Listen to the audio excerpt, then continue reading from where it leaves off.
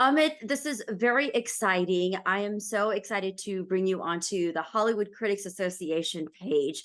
You've got your upcoming show, Breathe Into the Shadow, season 3, releasing November 9th. For my viewers here who may not be familiar with the show, could you briefly tell us a little about the show and why do you think it's become so popular with fans?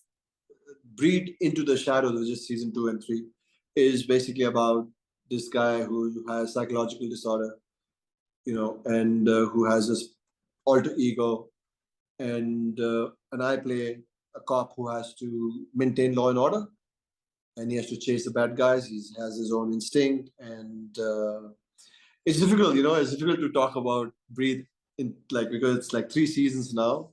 It's done phenomenally well in India, and I believe it has a good share of amount of viewers and fans across the world and in the US. And In playing Kabir Savant, who is this cop, who's trying to do good but makes his own rules. I understand that season 3 was perhaps even a tough season for you, like it challenged you both emotionally and physically. Talk to me about that because I feel like I've seen this character evolve throughout the seasons as well, and there's still this side to him that you're constantly trying to figure out as a viewer.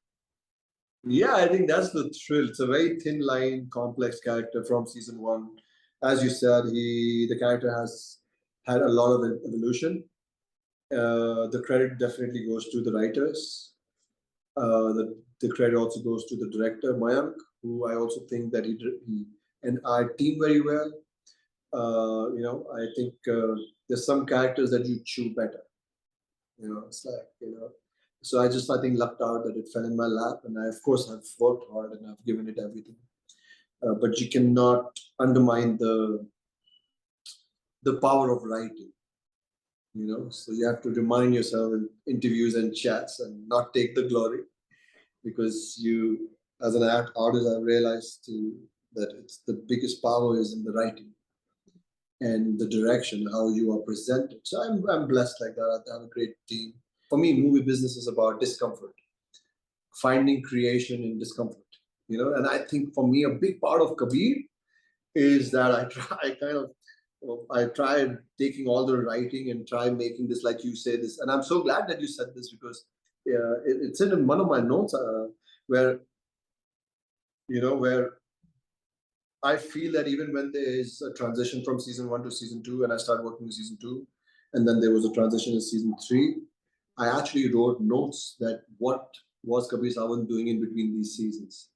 And that kind of makes him exciting when you see him on screen, I suppose. Mhm. And then the question kind of arises whenever, you just think you know him and you don't know him.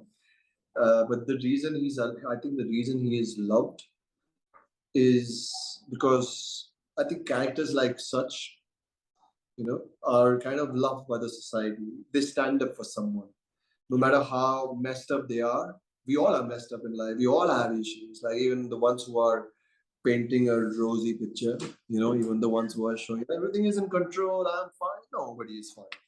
So I just feel you have this beautiful, endearing character which has the moral strength, which I think the current scenario and the juxtaposition of ethics and morals in the world, when you have a character like this, you like such characters. Like even as a viewer, when I watch movies which has characters like this, like I you just kind of fall for such characters.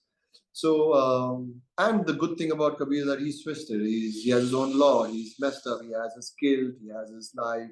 He has his history, and he lives with it with pride and dignity. So I feel that gives strength. Just in context to my character, I think that gives strength, and I think that's why I think people have a lot of ownership. I feel a lot of people have a lot of ownership on this character. Who are some of the directors or talent that you would ideally love to work with in Los Angeles, in Hollywood? I mean, there's this very big director called James Gray. It's very big, like great films. Of course, there's Alejandro, I mean, Birdman, Revenant, like huge list. Um, I've been following some directors from the festival. There's this director, Steve James. It's made this amazing film, I think, which went to Venice right now, called The Compassionate Spy. Hmm. So I've been following few directors like from the festivals, and then of course there are these great legends. So I mean, there are a lot of people that I aspire.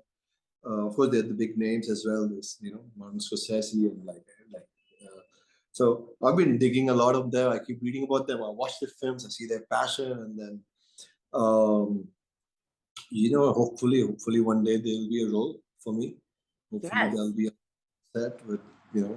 Well, we're putting it out there, Amit. We're putting it out there to Yes. the universe right now, No. right here in this interview. We are putting it out there. Aside from Breathe, though, you've got a couple of other things. You have a short film that's out there. And then I know you were working on another independent project. Anything that you want to talk about and to, share with our audience? Do you remember I spoke about this beautiful film called Skarma? Mm-hmm. Skarma is a Ladakhi word. Skarma is a Ladakhi word. Ladakh is a region, like literally the most northern part of the country.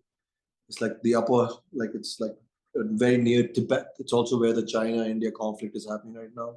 So it's a Ladakhi word which called Skarma, which means star. And it's a movie I'm very, very excited to be a part of. It's a story basically of a 9-year-old Ladakhi girl from the nomads who learns how to be an ice speed skating champion. Mm. And she encounters an army major, who I play the army major, and how he becomes a coach carter to give you perspective. And I'm also prepping for my next film, which we will announce soon. It's a doing amazing film with an amazing set of very talented, visionary writer, director, actor team. So yeah, there's some good things to look forward to. Yeah, well, I'm excited to hear about that too, because you always find again these very intriguing characters, and I'm always looking But forward they to find me. or they found, yeah, they're right. They find you. I'm gonna wrap this up by asking you one last question because I always ask all my interviewees this. How do you I define mean, you asked The Rock, and now you're asking me. No, but how do you at this point in your career define success? Because I know you've seen a lot in this industry. You've been working in the business for quite some time, but here and now, how do you define success for you? It's been tough, but I'm in a good place. I'm getting good parts. You know, I have an audience that supports me. I have friends who support me.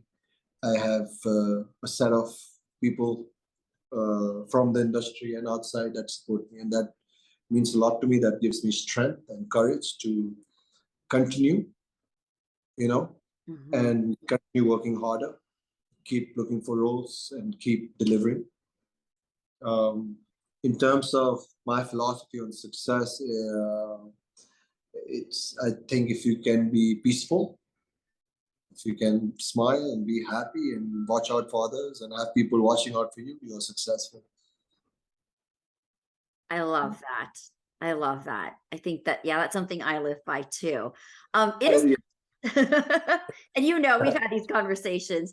So it has been such a pleasure and joy speaking with you. And again, for all our viewers, Breed Season 3 comes out November 9th, streaming on Amazon Prime. Do not miss it. Much, much congrats, and really looking forward to Season 3, Amit. Thank you, Rasha. Thank you so much for doing this, and I love you, and I have only love and respect. So much love for you too.